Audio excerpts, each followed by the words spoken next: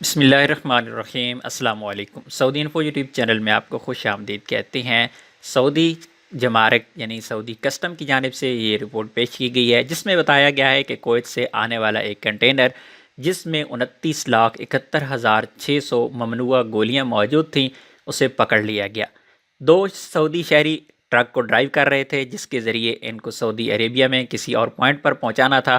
کویتی حکام کی جانب سے سعودی حکام کو اس کی اطلاع دی گئی تھی۔ اب یہ نہیں پتہ چلا اور نہ ہی اس کے بارے میں کسی قسم کی معلومات آئی ابھی تک کہ اس کنٹینر کو سعودی عربیہ میں انٹری کیسے ملی۔ بہرحال جو ہی کویتی حکام کو اس بات کی انفارمیشن ملی، انہوں نے فوری طور پر سعودی کسٹم سے رابطہ کیا اور انہیں اس بارے میں مکمل معلومات دی۔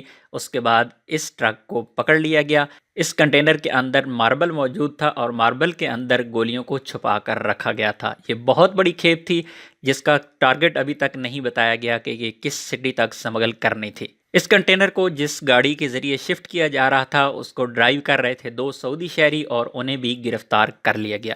امید ہے آج کی انفارمیشن آپ کو اچھی لگی ہوگی۔ ملتے ہیں نیکسٹ ویڈیو میں، تب تک کے لیے اجازت دیجیے۔ اللہ حافظ۔